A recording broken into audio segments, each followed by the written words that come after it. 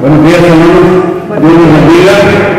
Vamos a continuar con esta serie de estudios basados en el apóstol Pedro y todo lo que implica de que Pedro no tenía sucesores, y en lo que se basa la Iglesia Apóstata Católica. Lo vamos a refutar. Hoy vamos a estudiar, vamos a ver y a desglosar que la Iglesia de Cristo no fue construida sobre Pedro. Hoy estamos a 9 de abril del 2023. Entonces, vamos a desglosar y a estudiar que la Iglesia de Cristo no fue construida sobre Pedro. Vamos a ver lo que es el fundamento de la Iglesia, y en sí vamos a ver un dibujito que tenemos aquí, que es la casa espiritual de Dios, que es la Iglesia. Y estoy basado en 1 de Pedro 2.5. 1 de Pedro 2.5. Si se fijan ustedes ahí, en ese dibujito, pónganle mucha atención, porque ese dibujo contiene 7 partes. De la 1 a la 7 tiene 7 partes, describiendo los componentes de un edificio, o sea, de una casa espiritual. Porque nosotros, la Iglesia, es el cuerpo espiritual de Cristo. Y es la casa espiritual de Dios, es la Iglesia. Entonces, como hemos estado viendo que el reino de Cristo, el reino de los cielos, y el reino de Dios, la Iglesia de Cristo es lo mismo, continuamos con esto. Pero ahora lo vamos a ver gráficamente, en qué está fundamentada. Ustedes pueden ver ahí una casa, y como techo, si se fijan bien, es la Biblia. ¿Se fijan? Ahí en el número 4 está una flechita. Es la verdad, la Biblia es la verdad. Ahorita vamos a ver el texto. Entonces, si ustedes pueden ver también ahí que esa casa tiene ladrillitos, y son las piedras vivas, en las 5. Pues ahí se encuentra, está construida por ladrillitos. Pero como toda construcción debe tener una cimentación, un fundamento, y debe tener columnas, y en este caso le podemos llamar piedra del ángulo. Ahora, también ustedes pueden ver que esa casa espiritual de Dios, ahí dibujada, está sobre un acantilado, no está sobre una piedrita, porque acuérdense que ya les expliqué que Petros y Petra, Petros es piedrita, es Pedro, Petros es piedrita, y Petra es acantilado, es roca, es Cristo. Entonces, si ustedes ven en la número 1, ahí dice la piedra angular, que es la columna principal que está ahí. Ahora, si ustedes se fijan en esa casita, están viendo, la número 6 es la puerta, ¿sí? Pero para poder entrar a la puerta se requiere la número 7, que es el plan de Dios de salvación, que es oír, creer, arrepentirse. Ahí lo pueden ver en cada escaloncito. El primero abajo es oír, luego creer, se sube al tercer escalón, arrepentirse, cuarto escalón, confesarse, y quinto escalón es bautizarse. Ahí donde está el número 7, para entrar a la puerta, para entrar al cuerpo espiritual de Cristo. Ok, entonces, fíjense bien, vamos a empezar, visualicen bien esto, porque está basado en el texto Efesios 2:20, que dice: edificado sobre el fundamento de los apóstoles y profetas, siendo la principal piedra del ángulo Jesucristo mismo. Entonces, ahí dice edificado sobre el fundamento ¿de quién? ¿De Pedro solo? No, de los apóstoles. Y lo vamos a demostrar con lo que sigue, ¿verdad? O sea, el fundamento son los apóstoles y profetas, y también Cristo, porque dice, siendo la principal piedra del ángulo, Jesucristo mismo. Por eso ustedes pueden ver, fíjense bien en el número 1, vamos a iniciar. Número 1, dice la piedra angular, y luego está el texto que nos da el apoyo bíblico, está Efesios 2:20. Donde está el número 1, hay una barrita de colores que está mostrando y llega hasta la esquinita. Entonces, en construcción, hermano, se refiere, la piedra del ángulo, se refiere, lo que equivale a las columnas principales, se refiere a un elemento que ubicado en la esquina o punto de encuentro entre dos paredes, donde forman el ángulo, ¿para qué sirve? Sirve de base y sostén clave para el edificio, o sea, es donde se fundamenta. Por eso Cristo es lo que dice Efesios 2:20, aquí lo tenemos, dice, edificados sobre el fundamento de los apóstoles y profetas, siendo la principal piedra del ángulo Jesucristo mismo. Está hablando de tres cosas, pero la piedra principal, la piedra angular, es Jesucristo mismo. Por eso ahí la estoy indicando en la parte número 1. Ahora vamos a ver qué dice la parte número 2. Dice, sobre esta roca edificaré mi iglesia. Ahí está expresando que la deidad de Cristo. Mire, podemos leer ese pasaje. Dice, viniendo Jesús, en Mateo 16:13 al 18, dice, viniendo Jesús de la región de Cesarea de Filipo, preguntó a sus discípulos diciendo, ¿quién dicen los hombres que es el Hijo del Hombre?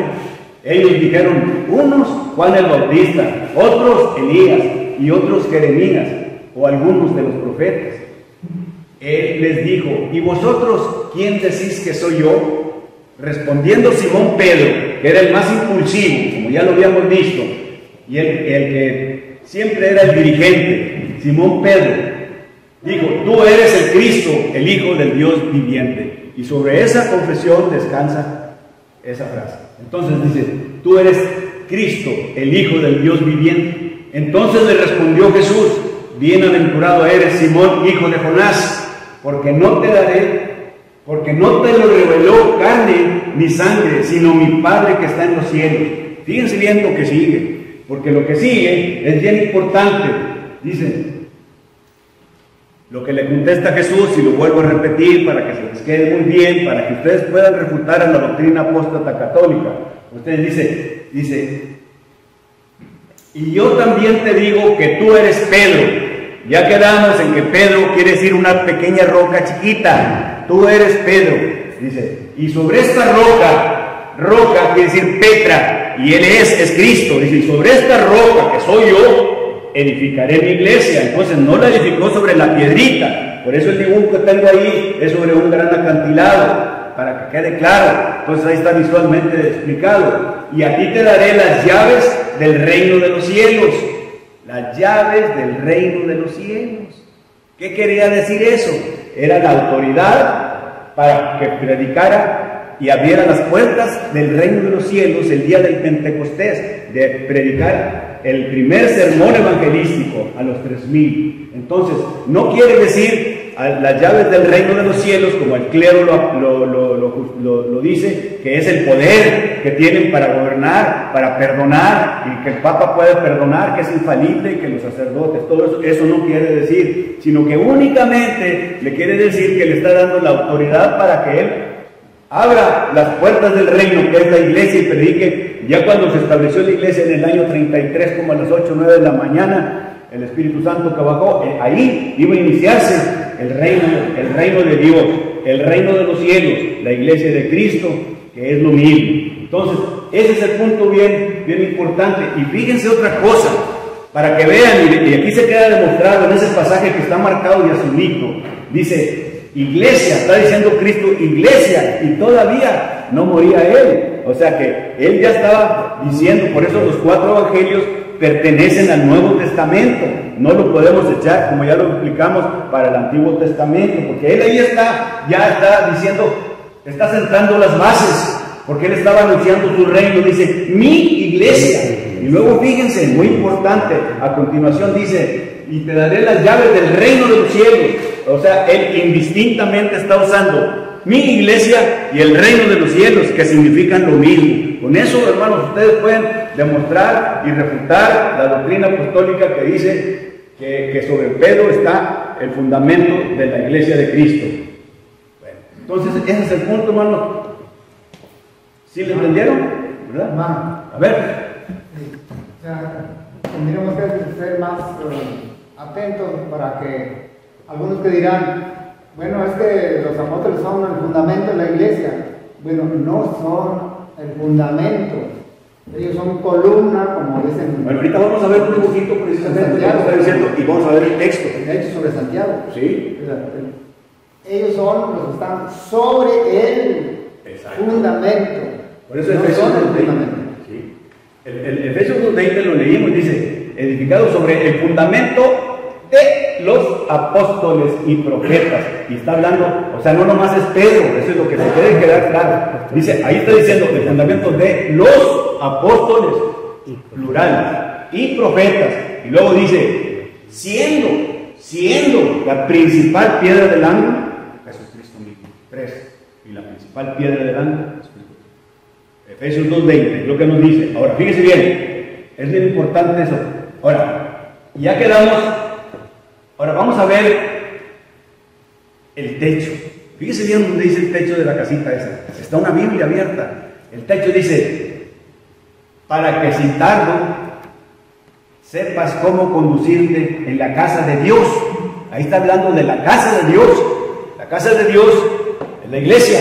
Y luego dice que es la iglesia del Dios viviente. Otra vez, columna y baluarte de qué? De la verdad.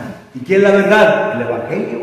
Fíjese cómo está todo relacionado. Entonces, la número 4 nos está diciendo que nosotros, que la iglesia es columna y baluarte.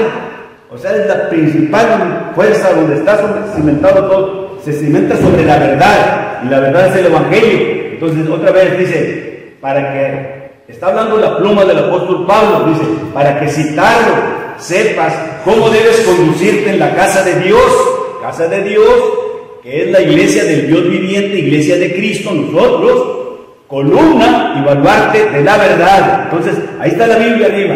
¿Ves? Entonces, esa es columna y baluarte de la verdad. Por eso la número 4 es la verdad. Todas esas, hermanos, la 1, la 2, la 3, la 4, la 5, la 6 y la 7, son enseñanzas apostólicas. Todas las 7 son puras enseñanzas apostólicas. Entonces, para que no vean que aquí no hay ninguna tradición humana, como la Iglesia Católica, que tiene tradición, cree en la tradición humana, lo que diga el Papa y la Biblia modificada. Aquí nosotros nomás el Nuevo Testamento, y es donde es la columna y es la verdad, la columna y baluarte de la verdad. Entonces ya quedó ese punto. Y se viene ahora el número 5. Los cristianos, hermanos, nosotros somos las piedritas. Esa casa está hecha de piedrita de esas de, como las que hay aquí en los Herreras, de esas de ¿cómo se llaman? Laja. Como laja, así unas piedritas. Dice, las piedritas, los cristianos son piedras vivas. Fíjese bien, nosotros somos piedras vivas. Y nos dice, es bien importante, Primera de Pedro 2:5. Primera de Pedro 2:5, y ahí le pusimos el título. Dice, vosotros también, como piedras vivas, sed edificados como casa espiritual y sacerdocio santo. O sea, casa espiritual y sacerdocio santo. Entonces, por eso nosotros somos sacerdotes, ya quedamos. Eso ya se explicó. Para ofrecer sacrificios espirituales aceptables a Dios por medio de Jesucristo. Todo es por medio de Jesucristo. Entonces, de Primera de Pedro 2:5, nosotros somos piedras vivas. Representamos cada ladrillito, hagan de cuenta. Ok, entonces, continuamos. La puerta. ¿Cómo vamos a entrar al reino? ¿Cómo vamos a entrar? Acuérdense que nomás en este mundo hay 2 reinos. El reino de Satanás y el reino de Cristo Iglesia, ¿verdad? Entonces, nosotros vamos a entrar al reino, ¿cómo? Si obedecemos el plan de Dios de salvación, ¿sí? No si hacemos penitencia, como en la cuaresma que hacen las tradiciones católicas, que hacemos penitencias y todo eso, no. Aquí es de acuerdo al plan de Dios de salvación y fieles hasta la muerte. Entonces, dice, Jesús es la puerta. ¿Qué dice? Jesús es la puerta. Dice, yo soy la puerta. El que por mí entrare será salvo. Y entrará y saldrá y habitará pastos. O sea, otra vez, yo soy la puerta, es Jesús. El que por mí entrare será salvo. Siempre y cuando es condicional. Siempre y cuando obedezca los 5 pasos de salvación, más ser fiel hasta la muerte. Y las cualidades divinas de Pedro, ¿verdad? Que nos enuncia. Pero los 5 pasos de salvación. Pero fíjese bien, ahora fíjese bien esa casita. Ahí está la puerta. Pero antes de que entre bueno, vamos a verlo. Mire, para empezar, hermanos, la iglesia de Cristo, ¿qué es? Vamos a definirla. Es el reino de Dios. Ya dijimos que era el reino de Dios, el reino de Cristo iglesia de Cristo, es lo mismo. Entonces, es el reino de Dios en el sentido de que es el único pueblo que voluntariamente se somete a la dirección de Dios en sus vidas, porque somos los que nosotros nos sometemos a Dios y aceptamos y le adoramos como a Él le complace, no como a nosotros, como en las iglesias protestantes evangélicas, que ellos le complacen a Dios. No, pues yo toco muy bonito el órgano, el piano y así, pero eso no, ¿verdad? Entonces, eso es la definición de iglesia de Cristo, que es el reino de Dios, en el sentido de que es el único pueblo que voluntariamente se somete a la dirección de Dios en sus vidas. Y ahí están todos los textos de apoyo. Acuérdense que hay la iglesia local y la iglesia universal, pero ese es otro tema. La iglesia local es donde se reúnen todos, y la iglesia universal es la de todos los salvos en el mundo. ¿Sí? Ok. Ese es el punto, hermano. Pero fíjese bien. Entonces, la casa espiritual de Dios, o sea, todo eso que estamos viendo, ¿en dónde descansa? Sobre la deidad y las enseñanzas de Cristo. Son las enseñanzas apostólicas. Todo lo que vimos del 1 al 7, todos estos textos son enseñanzas. Entonces, sobre eso descansa. ¿Sobre qué no descansa? La casa espiritual de Dios no descansa, fíjese bien, sobre tradiciones humanas que enseñan doctrinas y mandamientos de hombres, para que vean cómo está el fundamento, para que se les quede grabado con ese dibujito en donde estamos poniendo el acantilado, que es el fundamento, que es Petra, roca, que es la roca es Cristo. Ahí está fundamentada la iglesia de Cristo. Entonces, ese es el punto. Pero antes de esto, ahí en el número 7, ya les dije que están los escaloncitos. Para poder entrar a la casa espiritual, tenemos que entrar por la puerta. Entonces, y están los 5 pasos de salvación. Y luego, ya estando ahí, que el último es el bautismo, ser fiel hasta la muerte, para poder anhelar y estar en las moradas celestiales. Ese es el punto, hermanos, que quería explicarles y que se les quede grabado, ese dibujito de cómo está el edificio. ¿Sí? El edificio, la casa espiritual de Dios. ¿Sí le entendieron, David? Más o menos, ¿verdad? Como quiera, el que quiera copias y todo eso, pues ustedes dicen, ¿verdad? Y nos organizamos. Miren, a continuación voy a poner este punto. Este que está aquí es lo mismo del número 7 que les dije, el plan de Dios de salvación, que eran los escaloncitos para poder entrar a la puerta. Nomás que aquí este es un análisis completo.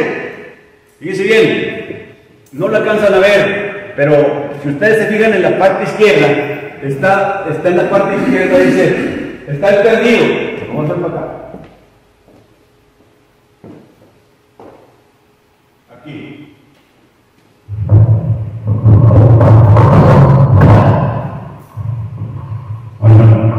Mira, aquí está el perdido. El destino es el infierno para eterna condenación. Si lo están viendo aquí, está el perdido.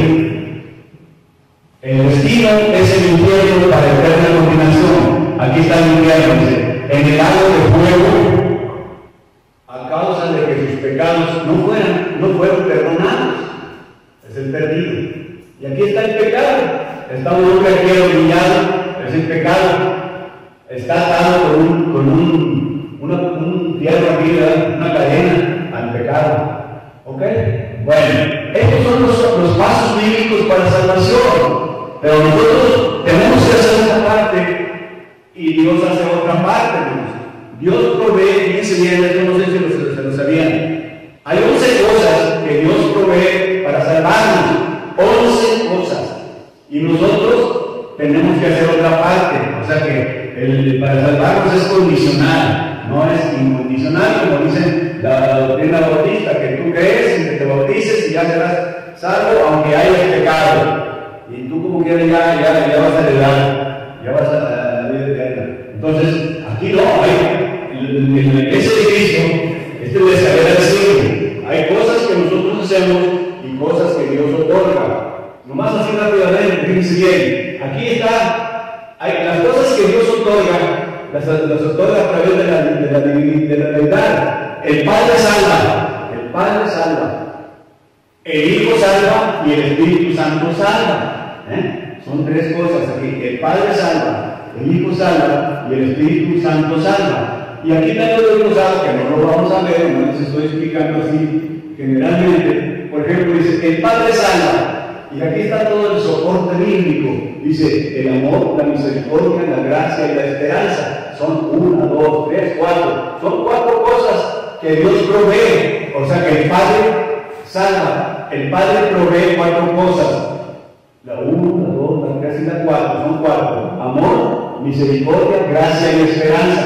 El que quiere desarrollar este tema, pues aquí tiene trabajo para unas 2 o 3 sesiones aquí. Nomás va desarrollando cada uno. Para los varones, el Hijo salva. La vida de Cristo, en el nombre de Cristo, la fe de la cruz, la sangre de Cristo salva. Entonces, ¿cuántos varones? Bueno, 4 del Padre salva y 4 del Hijo salva, 8.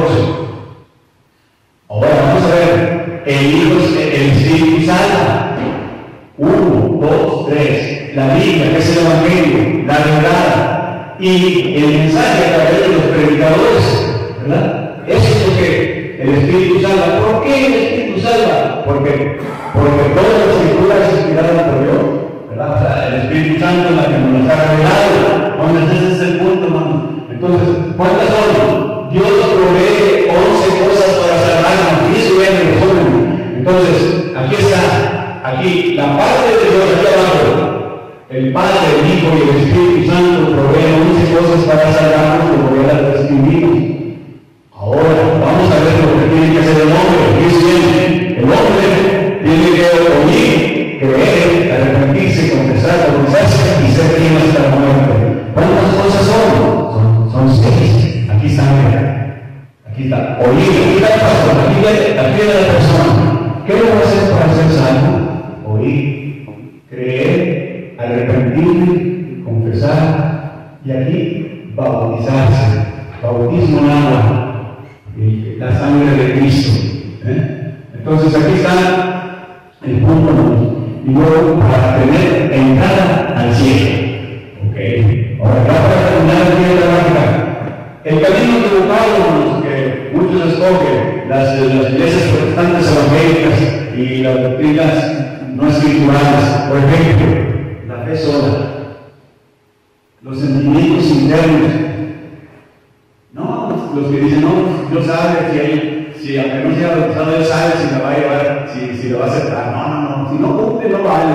Entonces, la oración del pecador, muy común en los bautistas. La oración del pecador, muy común en los bautistas, donde el pastor, malamente llamado pastor, agarra de la mano a los jóvenes o personas que se quieren salvarse con él y hacen una oración, es la oración del pecador. Sí, lo que digo buenísimo. Eso no salva, es el camino equivocado. Hacer otras alternativas. No, pues yo le doy de comer a tanta gente, pero pues no cumplió el plan de salvación, o sea que no otras para que nadie se envíe. Y el bautismo de infantes, que los niños que los bautizan, está mal. Y los sueños, ¿verdad? O sea, eso es el camino equivocado e inseguro. Aquí lo estoy poniendo. Y aparte, acuérdense que la iglesia, bueno, para poder unir todo esto, sabemos que la suma de tu palabra es la verdad. O sea, todo, la suma de tu palabra es la verdad. Entonces, con eso, les voy a explicar la escalera al cielo. Para el que quiera copias, ahí está. Ok. Ya ver, más o menos lo digo ya. Está bien. Como quiera, se va a subir a uno. Ok, entonces ya quedamos con eso. Vamos a continuar. A ver, échale. Hoy en día ya se escucha que Dios es un Dios de gracia, un Dios de amor. Y ya no tanto para los pueblos, sino por el cristiano, que nos vamos, venimos, nos vamos a buscar, y pensamos o confiamos en que como Dios es bueno, pues no va a pasar nada, pero si hay un riesgo, platicamos hace días si hay un riesgo si no estás arrepentido, ¿verdad? Si te dices que Dios sabe, pero por eso hay el momento de que tú decidas regresar. Amén. Mira, está bien lo que dices tú. O sea, sí podemos caer de la gracia, pero no abusar y no hacerlo con maña, ¿ves? Porque Dios no puede ser burlado, para empezar. Y aparte, las otras personas que dicen, no, pues Dios sabe lo que va a hacer, si a lo mejor mi abuelita no se bautizó, pero Dios sabe si se la va a llevar, Él sabe, pues no, porque Dios es fuego consumidor. ¿Ves? Y entonces, si quieren meter ese, porque había un hermano allá en el industrial que decía eso, y entonces, pues entonces borra todo lo que dijo, borra todo que el plan de Dios de salvación, borra todo, pues allá es otra Biblia, fácil. Sí, hace días platicaba con una persona que se entiende que es bautizada, pero no se reúnen. Entonces digo, bueno, ¿te explicaron el plan de salvación? Pues no, pero yo hago cosas buenas, ¿no? Yo ayudo a la gente. Digo, bueno, ¿te vas a guiar por tus acciones o te vas a guiar? Es el camino equivocado que vimos ahorita. Sí, entonces Dios requiere que te reúnas, que te congregues. Es un mandamiento. Es un mandamiento, por lo pronto. Y luego, dice, es que no creo que Dios sea injusto para reconocer que yo hago. Y bueno, desde tu punto de vista, para ti pues Dios no es injusto, pero desde el punto de vista de Dios, Dios dice que tú debes de hacer, no por obras. Luego mencionaba a mi esposa, dice, es que no es por obras, no es por obras, para que no, sino por la voluntad de Dios y los mandamientos que Dios requiere. Entonces tienes que hacerlo, tienes que reunir. Ese tema, como dice David, es muy común la gente, pero es porque no hay maestros que les enseñen así gráficamente, no les explican, a ver, punto 1, los 5 pasos y luego el otro. O sea que no, a veces pues, tienen la culpa y no tienen, pero por eso es bien importante los que se paren, que expliquen. En eso consiste en interrogarlos al tiempo que quieren dar el paso. Sí, el paso último. Es el primero que quieren dar. Sí, tiene que haber, como usted dice, si alguien se va a bautizar, pues los varones espirituales, mayores y todo, deben fijarse quién vino, si está Octaviano, si está Octavio, y hablar con él y decir, mira, ¿qué te falta? Un librito, te explico, y sacarles el sondeo para explicarles. Está bien, muy bien. Sí, eso es muy común, pero acuérdate, David, Dios es fuego consumidor. En el juicio final, ahí te va a decir, ahí te vas, ahorita tú puedes hacer lo que quieras, pero en el día final, fuego consumidor, al infierno, ¿ve? Ahí va a ser fuego consumidor, el lago de azufre. Por eso no pueden decir, no, que Dios es bueno, y que no puede hacer tanta injusticia, siempre salen con eso. Pero está bien, qué buen comentario. Ok, hermanos, entonces, aquí vamos a ver ahora. Fíjense bien, aquí hay unas preguntas. Dice, ¿por qué Cristo es la piedra principal o piedra del ángulo? ¿Por qué? Estamos cuestionando. Dice, porque por medio de esta piedra el arquitecto ha fijado la regla para toda relación y conexión de las paredes. Es la ingeniería de detalle que se llama. Ahí te está haciendo la ingeniería civil, haz de cuenta, ya te está desarrollando cómo va a quedar. Son los planos. ¿Ves? Entonces, por eso, ¿por qué Cristo es la piedra? Dice, porque por medio de esta piedra, de ahí va a partir, o sea, Él va a hacer un análisis de suelos, de mecánica de suelos, y le va a describir la profundidad y lo que lleva de varilla, de acero y todo. Entonces, en pocas palabras. Y la otra, porque la piedra del ángulo, ¿qué es lo que hace? Unifica con simetría a las paredes.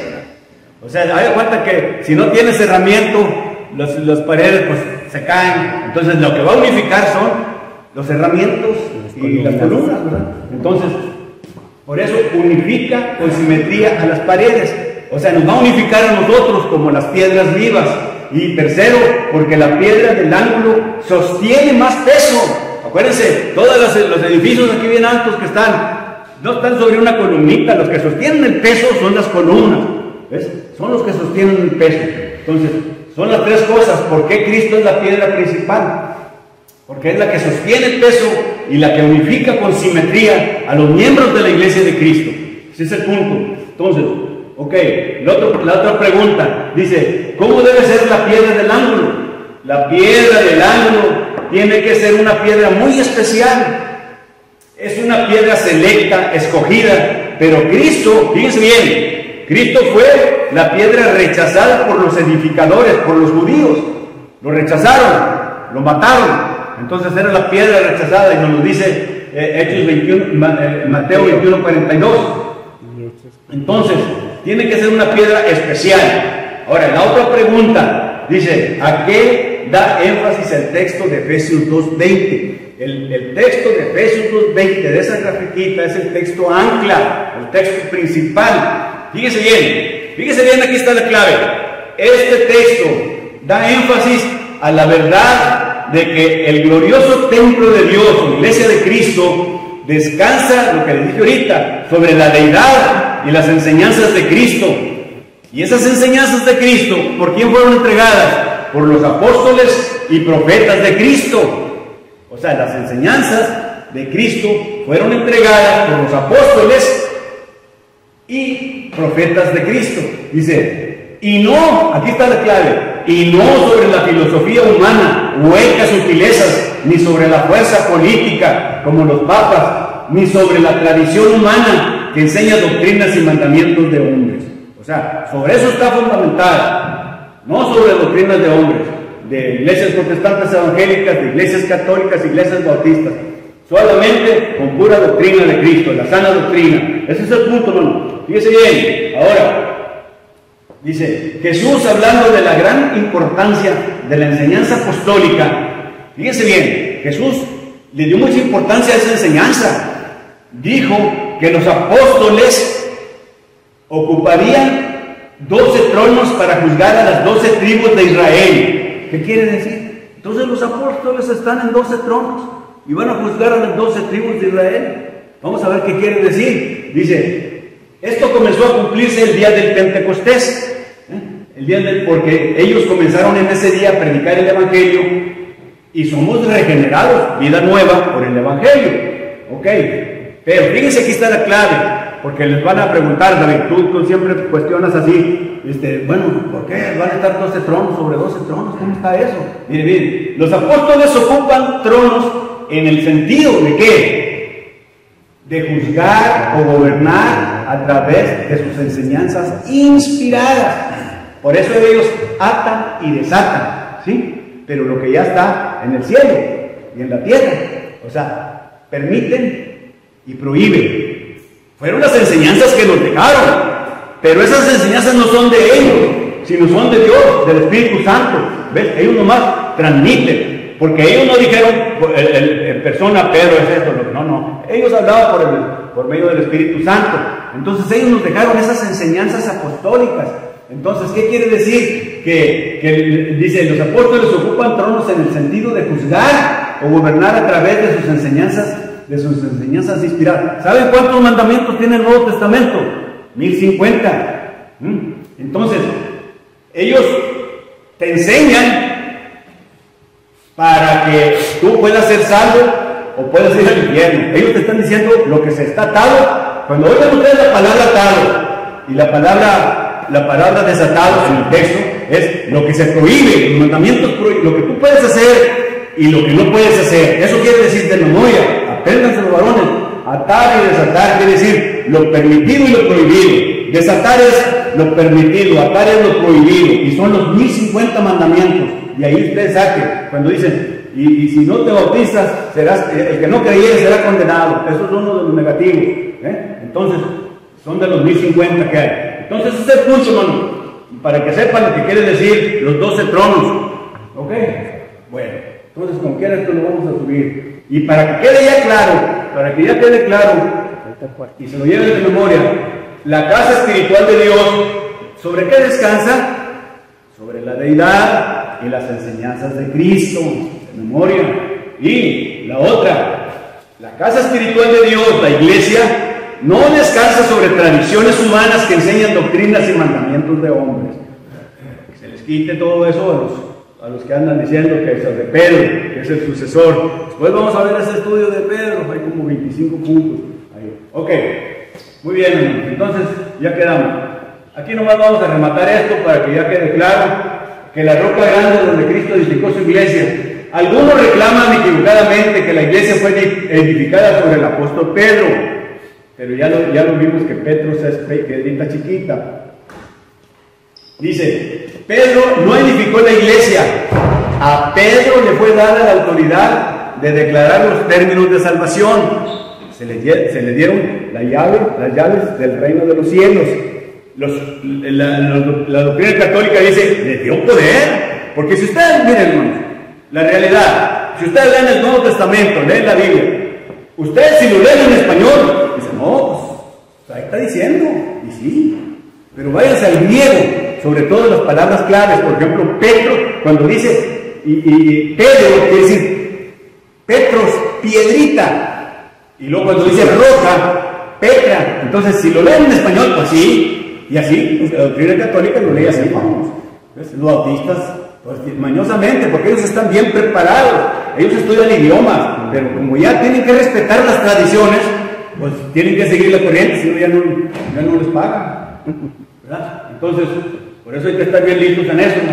Entonces, lo que sigue, dice bien, la misma autoridad fue dada a todos los apóstoles, para que no crean que nomás a Pedro. Después, como tú dijiste, David, pues, vamos a ver 25 puntos de ese tema, de por qué Pedro no es el Papa, etcétera. Pero una de ellas es que esa autoridad se la dio no nomás a Pedro, si se la dio a todos los apóstoles, a todos los apóstoles.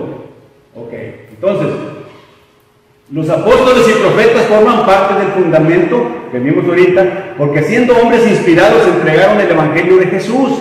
Pero Jesucristo es la piedra angular, lo que dijo el hermano Tony, sobre la cual las dos paredes se juntan y sobre la cual son sostenidas. Eso ya lo vimos. También esto dice, la piedra que desecharon los edificadores ha venido a ser cabeza del ángulo, nomás para demostrar que Jesucristo es la roca y es la piedra que edificaron los judíos, por eso lo mataron. Entonces, pero esa ha venido a ser cabeza del ángulo. Muy bien, entonces ese es el punto. Ahora, ya nomás para rematar aquí este punto, dice, para que se les quede bien claro lo que es el fundamento, lo que es la cimentación, lo que es la ingeniería que hizo Cristo aquí. Dice, el concepto católico sobre el fundamento de la iglesia. Ahí vemos un edificio, así más o menos, y vemos abajo, si se fijan, dice los católicos, el fundamento es solo Pedro, lo que están viendo ustedes en la parte de abajo, aquí abajo. Dice bien, lo dice, el número 1, concepto católico 1, vamos a analizarlo, dice, los fieles somos cada uno de estas piedras que forman parte de la construcción de la iglesia, ¿ok?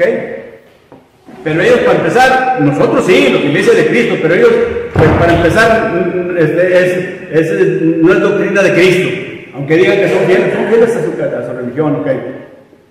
Ok, número 2, Cristo es la piedra angular que sostiene la iglesia, ¿ok? Muy bien, pero en el concepto católico número 3 dice, Pedro es la piedra sobre la que se comienza a construir la iglesia. Ahí es donde ya empieza a fallar la cosa. La número 3 dice bien, mira, lo dice, si Jesús hubiera querido decir que la iglesia sería edificada sobre Pedro, habría dicho, tú eres Pedro y sobre ti edificaré mi iglesia. Así lo dijo, tú eres Pedro y sobre esta roca que soy yo, roca quiere decir Petra, quiere decir acantilada. Entonces, ese es el punto. Entonces, vamos a ver aquí lo que dice ahora vamos a ver lo que dice la Biblia. Y dice bien, lo que dice la Biblia dice, son piedras vivas los fieles cristianos que hacen la voluntad de Dios y que ofrecen sacrificios espirituales aceptables a Dios y no conforme a sus gustos y tradiciones humanas. Ellos dicen que son piedras vivas también, pero ¿quiénes son las piedras vivas? Los que hacen la voluntad de Dios. Ellos no están haciendo la voluntad de Dios porque están mezclando lo que les había dicho, la edad mosaica con la edad cristiana. Están revolviendo y agarrando lo que les conviene y están metiendo tradiciones humanas. Entonces ellos no son fieles en ese sentido, ¿ves? Como debe ser, los que son fieles, fíjense bien, son los que hacen o hacemos la voluntad de Dios, que adoramos a Dios. Otra vez les repito porque se les quede, como a Él le gusta, como a Él le complace, no como a nosotros queremos. Así que se les quede de plano. Ok, entonces, vamos a ver, fíjense bien, la Biblia dice, edificado sobre el fundamento de los apóstoles y profetas, siendo la principal piedra del ángulo Jesucristo mismo. Ahí estamos de acuerdo ahí. Pero, la número 3, Pedro es la piedra sobre la que se comienza a construir la iglesia. Ahí se equivocaron, porque decimos, solo Pedro, y los demás apóstoles, y los profetas, como Moisés, como Elías. ¿Ves? Ahí es donde está el error de ellos, porque sepas de ahí. ¿Ves? Si solo Pedro, con eso te preguntas tú, entonces borra lo que dice Efesios 2:20. O sea, todos los que quieren meter cosas, pues bórrenlo. ¿Ves? Y hagan otra Biblia de acuerdo a ellos. Entonces, es lo que hacen los mormones y lo que hacen los testigos de Jehová. Y ellos con los libros apócrifos. Entonces, ahí quedamos. Ahora, la Biblia dice... Bueno, sí, eso.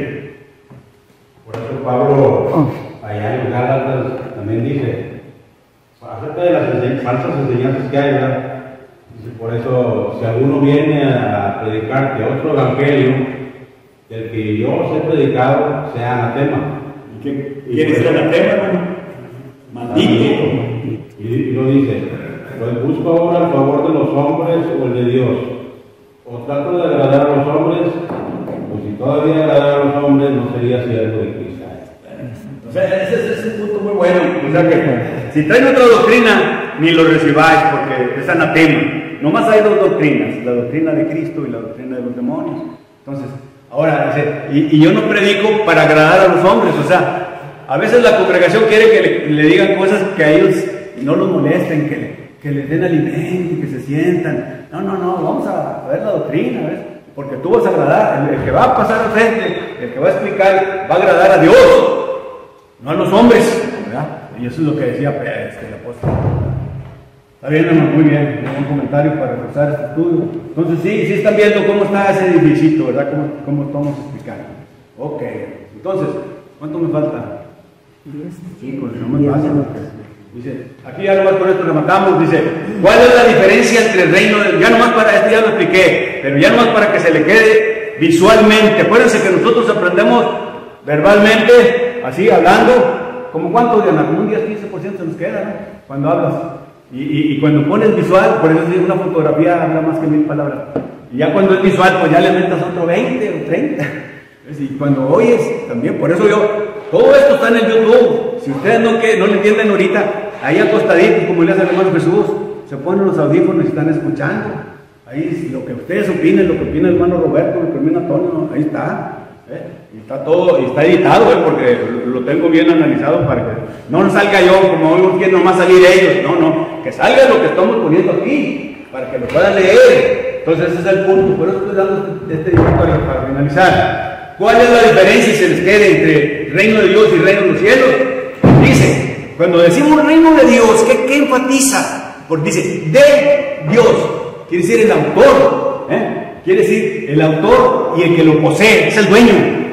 Reino de Dios, quiere decir, ¿quién es el autor del reino? Pues Dios. ¿Quién es el dueño? ¿Quién lo posee? Pues Dios. Ahora, reino de los cielos, ¿de dónde qué enfatiza el reino? ¿De dónde viene? El origen y la naturaleza divina. Entonces, ok, iglesia de Cristo es lo mismo. Ya dijimos, reino de Cristo. Ahorita les expliqué que en Mateo 16, indistintamente Jesús está hablando y dice, edificaré mi iglesia. Y luego, a continuación dice, y tú vas a abrir el reino de los cielos, y a ti te daré las llaves del reino de los cielos. Entonces, reino de los cielos, iglesia, indistintamente lo mismo. Por eso estamos diciendo que no hay diferencia. Ok, entonces, vámonos. Aquí, fíjese bien, en la práctica no hay diferencia. Reino de Dios enfatiza que Dios es el autor de él y lo posee. Reino del cielo enfatiza el origen y la naturaleza de él. Dice bien. Pero ese reino, hermanos, no es material. Acuérdense, usted lo dijo, hermano Roberto. No es material o terrenal, sino espiritual. Porque ellos querían un reino terrenal. Porque ellos estaban dominados por los romanos. Y querían echarlo para afuera. Y dice, no, pues viene Jesús y lo apoyaban. Por eso ya el último, lo que ellos dicen el domingo, que andan desfilando en el burrito, es el domingo de Pascua, por ahí. Entonces, pues todos bien felices, pero pues ya después, cuando vieron que no los iba a defender, se le voltearon y lo mataron. Entonces, no es reino material, sino que es reino espiritual. Ahora, fíjese bien. Dice, ni dirán, helo aquí o helo allí, porque he aquí el reino de Dios está entre vosotros. Respondió Jesús, mi reino no es de este mundo. Si mi reino fuera de este mundo, ahí es donde está diciendo que el reino que no es de este mundo, sino es un reino espiritual. Entonces, el reinado de Dios, ¿qué es el reinado? El reinado es el control y dirección de Dios en su gran creación. Eso quiere decir el reinado de Dios. Es como una cosa, ¿verdad? Y ahí nos lo dice Daniel 4:17. No lo voy a leer, se me acabó el tiempo. Entonces, el reino de Dios es el reino de los cielos, lo que ya les dije, las 4 cosas. Y ahí están los textos. Vamos a continuar.